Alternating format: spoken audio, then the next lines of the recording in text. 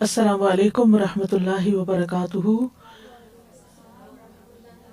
نحمده ونصلی علی رسولہ الکریم، اما بعد فاعوذ باللہ من الشیطان الرجیم، بسم اللہ الرحمن الرحیم، رب اشرح لی صدری ویسر لی امری واحلل عقدۃ من لسانی یفقہوا قولی۔ فهل ينظرون إلا الساعة أن تأتيهم بغتة فقد جاء أشراطها فأنى لهم إذا جاءتهم ذكراهم۔ تو کیا یہ لوگ بس قیامت ہی کے منتظر ہیں کہ وہ اچانک ان پر آ جائے؟ اس کی علامتیں تو ظاہر ہو چکی ہیں، جب وہ خود ہی آ جائے گی تو ان کے لیے نصیحت حاصل کرنے کا موقع کہاں باقی رہے گا۔ دجال کے خروج کا وقت اور مقام۔ دجال کے خروج سے کچھ سال پہلے کے حالات کے بارے میں آتا ہے کہ دھوکہ عام ہو جائے گا۔ مسند احمد کی روایت ہے، انس بن مالک کہتے ہیں کہ رسول اللہ صلی اللہ علیہ وسلم نے فرمایا، خروج دجال سے پہلے کچھ سال دھوکے والے ہوں گے، جن میں سچے کو جھوٹا اور جھوٹے کو سچا قرار دیا جائے گا، امین کو خائن اور خائن کو امین سمجھا جائے گا، اور اس میں رویبضہ قسم کے لوگ بڑھ چڑھ کر بولیں گے۔ کسی نے پوچھا رویبضہ کون ہے، کیا مراد ہے؟ آپ نے فرمایا فاسق آدمی عام لوگوں کے امور میں دخل اندازی کرنے لگے گا، یعنی خود اس کا اپنا کوئی کردار نہیں لیکن دوسروں پہ تبصرے شروع کر دے گا۔ پھر ایک اور علامت یہ بتائے گی کہ آسمان اور زمین بارش اور نباتات روک لیں گے، آسمان اب بارش اور زمین نباتات۔ اسما بنت یزید انصاریہ روایت کرتی ہیں، وہ کہتی ہیں کہ رسول اللہ صلی اللہ علیہ وسلم کچھ صحابہ کے ساتھ میرے پاس تشریف فرما تھے، تو دجال کا ذکر کرتے ہوئے فرمایا اس کے خروج سے پہلے 3 سال ایسے ہوں گے، پہلے سال آسمان اپنی 1/3 بارش روک لے گا، یعنی جتنی ہر سال پڑتی ہے اس میں سے 1/3 نہیں اترے گی، اور زمین اپنی 1/3 نباتات روک لے گی۔ اس سے اگلے سال آسمان اپنی 2/3 بارش روک لے گا، 2/3، اور زمین اپنی 2/3 نباتات روک لے گی، اگائے گی نہیں کچھ۔ اس سے اگلے سال آسمان اپنی مکمل بارش روک دے گا، اور زمین اپنی مکمل نباتات روک لے گی، یہاں تک کہ ہر ڈاڑھ والا اور کھر والا جانور ہلاک ہو جائے گا۔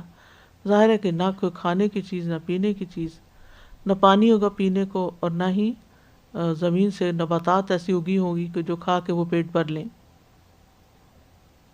دجال کے خروج کے قریبی دنوں میں ایمان اور نفاق کے 2 خیمے ہوں گے۔ سنن نبی داؤد کی روایت ہے، عبداللہ ابن عمر سے روایت ہے، وہ کہتے ہیں کہ ہم رسول اللہ صلی اللہ علیہ وسلم کے پاس بیٹھے ہوئے تھے کہ آپ نے فتنوں کا ذکر کیا اور بہت کثرت سے ان کا تذکرہ کیا، یہاں تک کہ فتنۃ الاحلاس کا ذکر کیا۔ تو ایک شخص کہنے لگا، یا رسول اللہ، فتنۃ الاحلاس کیا ہے؟ آپ نے فرمایا کہ بھاگم بھاگ اور غارت گری۔ پھر وسعت و فراخی کا فتنہ آئے گا، جس کا ظہور میرے اہل بیت کے ایک شخص کے پاؤں تلے ہوگا، اس کا دعویٰ ہوگا کہ وہ مجھ سے ہے، حالانکہ وہ مجھ سے نہیں ہوگا، بلا شبہ میرے ولی اور دوست تو وہی ہیں جو متقی ہیں۔ پھر لوگ ایک آدمی پر صلح کر لیں گے، جیسا کہ سرین ایک پسلی کے اوپر، یعنی نامعقول اور نااہل شخص، یعنی جس طرح انسان کی ہپس وغیرہ جو ہیں یہ اس کی پسلی پہ نہیں ٹک سکتی، تو اسی طرح وہ بھی اس اوپر جو لایا جائے گا تو وہ اس قابل نہیں ہوگا۔ پھر گھٹا ٹوپ اندھیرے کا ایک فتنہ اٹھے گا، اس امت میں سے کوئی نہیں بچے گا مگر اسے اس کا ایک تمانچہ ضرور پڑے گا۔ جب لوگ کہیں گے فتنہ ختم ہو گیا تو وہ اور بڑھ جائے گا۔ اس میں آدمی صبح کرے گا تو مومن ہوگا، شام ہوگی تو کافر ہو چکا ہوگا، یہاں تک کہ لوگ 2 خیموں میں تقسیم ہو جائیں گے، ایک ایمان کا خیمہ جس میں نفاق نہیں ہوگا، اور دوسرا نفاق کا خیمہ جس میں ایمان نہیں ہوگا۔ بس اگر تم اس وقت ہوئے تو اس دن یا اس سے اگلے دن دجال کا انتظار کرنا، یعنی جب لوگوں کے اندر یہ بہت بڑی تقسیم نظر آ جائے گی تو پھر دجال نکلا ہی کہ نکلا۔ دجال کے خروج سے پہلے لوگوں میں آپس کی بغض اور عداوت مزید بڑھ جائے گی۔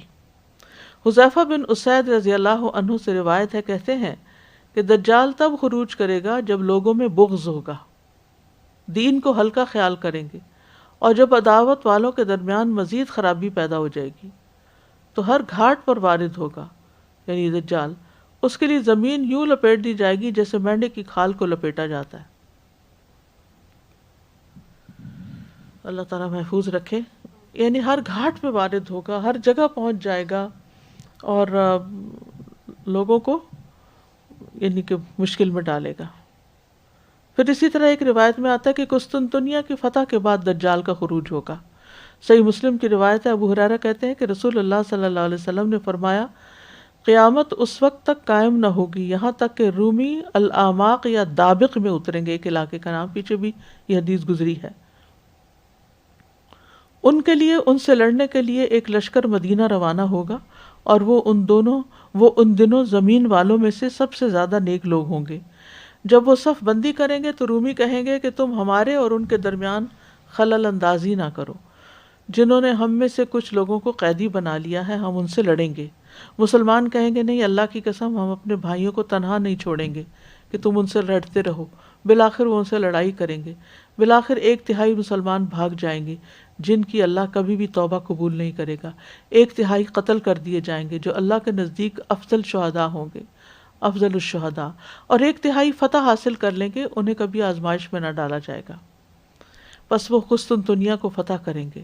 جس وقت وہ آپس میں مال غنیمت تقسیم کر رہے ہوں گے، ان کی تلواریں زیتون کے درختوں کے ساتھ لٹکی ہوئی ہوں گی، تو اچانک شیطان چیخ کر کہے گا، مسیح دجال یقیناً تمہارے اہل و عیال تک پہنچ چکا ہے، تو وہ وہاں سے نکل کھڑے ہوں گے، لیکن یہ خبر جھوٹی ہوگی۔ جب وہ شام پہنچیں گے تو اس وقت دجال نکلے گا، اسی دوران کہ وہ جہاد کے لیے تیاری کر رہے ہوں گے اور صفوں کو سیدھا کر رہے ہوں گے کہ نماز کے لیے اقامت کہی جائے گی اور عیسیٰ ابن مریم نازل ہو جائیں گی۔ سنن نبی داؤد میں معاذ بن جبل کی روایت ہے، وہ کہتے ہیں کہ رسول اللہ صلی اللہ علیہ وسلم نے فرمایا، بیت المقدس کی آبادی مدینہ کی بے آبادی ہوگی، اور مدینہ کی بے آبادی کے نتیجے میں بہت بڑی جنگ ہوگی، اور اس جنگ کا ظہور قسطنطنیہ کی فتح ہوگا، اور قسطنطنیہ کی فتح کے بعد دجال آئے گا۔ پھر آپ نے معاذ بن جبل کی ران یا کندھے پر اپنا ہاتھ مارا اور فرمایا، بے شک ایسا ہونا اسی طرح سچ اور حق ہے جیسا کہ تمہارا یہاں ہونا اور یہاں بیٹھے رہنا حق ہے۔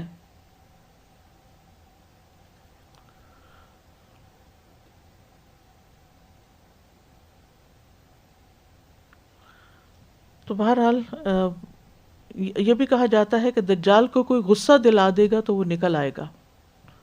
صحیح مسلم کی روایت میں ہے، دجال غصے میں آئے گا اور اس غصے کے بعد خروج کرے گا جو اس کو دلایا جائے گا۔ پھر یہ بھی بتایا گیا خراسان سے نکلے گا، سنن ترمذی کی روایت ہے۔ ابو بکر صدیق رضی اللہ عنہ کہتے ہیں کہ رسول اللہ صلی اللہ علیہ وسلم نے فرمایا، دجال مشرق کی ایک زمین سے نکلے گا جسے خراسان کہا جاتا ہے، اس کے ساتھ ایسے لوگ ہوں گے جن کے چہرے ڈھالوں کی طرح چپٹے ہوں گے، یعنی فلیٹ فیسز،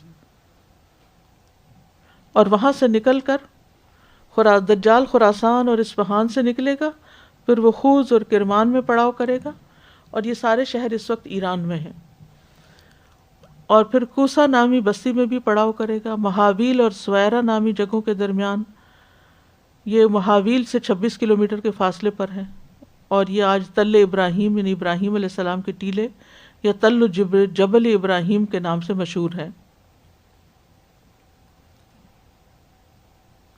پھر عراق اور شام کے درمیان ایک راستہ جسے خلا کہا جاتا ہے، وہاں نمودار ہوگا اور اردن میں داخل ہوگا، اور عقبۃ افیق میں اس کی تباہی کا آغاز ہوگا۔ بہرحال یہ ایک جگہ سے نکلے گا، پھر وہاں سے نکل کر ہر جگہ گھومنا پھرنا شروع کر دے گا۔ پھر دجال کی سواری کے بارے میں آتا ہے، نبی صلی اللہ علیہ وسلم نے فرمایا، دجال کا خروج اس وقت ہوگا جب دین میں سستی اور علم کو پیچھے کر دیا جائے گا۔ دین میں سستی اور علم کو پیچھے کر دیا جائے گا، یعنی انسان دین سیکھنے میں لیزی ہو جائیں گے۔ وہ 40 راتوں میں ساری زمین پھر جائے گا، جس کا ایک دن 1 سال کے برابر ہوگا، دوسرا دن مہینے کے برابر ہوگا، تیسرا دن ہفتے کے برابر ہوگا، اور باقی ایام تمہارے ہی ایام کی طرح ہوں گے۔ اس کے پاس ایک گدھا ہوگا جس پر وہ سواری کرے گا، جس کے دونوں کانوں کے درمیان چوڑائی 40 گز کے برابر ہوگی۔ لگتا ہے کوئی بہت بڑا جہاز ہے، اللہ عالم، یا اس سے بھی زیادہ کوئی اور چیز ہو، آگے ہمیں نہیں پتا کہ جب تک دجال نکلے اپنی ٹیکنالوجی کتنی ترقی کر چکی ہو۔ تو یہ تو سمبولک فارم میں گدھے کا لفظ استعمال ہوا ہے، لیکن اس کی جو آگے سے جس سواری پہ وہ بیٹھا ہوگا وہ آگے سے 40 گز چوڑی ہوگی۔ سوچیے جو 40 گز چوڑی ہوگی پھر وہ کتنی بلا کی سواری ہوگی، اور کیسے لے کے اڑے گا، اور پھر کہاں سے کہاں پہنچے گا اور لوگوں کو ستاتا چلا جائے گا۔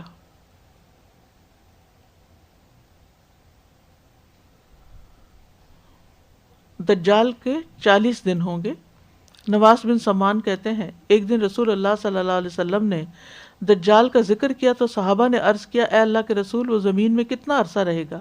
آپ نے فرمایا 40 دن، اور ایک دن سال کے برابر، ایک دن مہینے کے برابر، ایک دن ہفتے کے برابر ہوگا، اور باقی ایام تمہارے عام دنوں کے برابر ہوں گے۔ ہم نے عرض کیا، اللہ کے رسول، وہ دن جو سال کے برابر ہوگا اس میں ہمارے لیے ایک دن کی نمازیں پڑھنا کافی ہوگا؟ آپ نے فرمایا نہیں، بلکہ تم ایک سال کی نمازوں کا اندازہ کر لینا، یعنی نماز اپنے وقت پر ہی پڑھنا۔ تو چونکہ وقت ختم ہو چکا، بلکہ 5 منٹ میں اوپر لے گئی ہوں، لیکن یہ کہ تھوڑا سا لیٹ بھی شروع ہوئے تھے، تو انشاءاللہ کل بھی ہم دجالی کے بارے میں پڑھیں گے۔ اللہ تعالیٰ ہمیں اس فتنے سے محفوظ رکھے، اور ہمارے لیے ضروری ہے کہ ہم ان چیزوں کا تذکرہ کرتے رہیں گھروں میں، تاکہ سب لوگ محتاط زندگی بسر کریں، تقوی والی زندگی۔ وآخر دعوانا ان الحمد للہ رب العالمین۔ سبحانک اللہم وبحمدک، اشہد ان لا الہ الا انت، استغفرک واتوب الیک۔ السلام علیکم ورحمۃ اللہ وبرکاتہ۔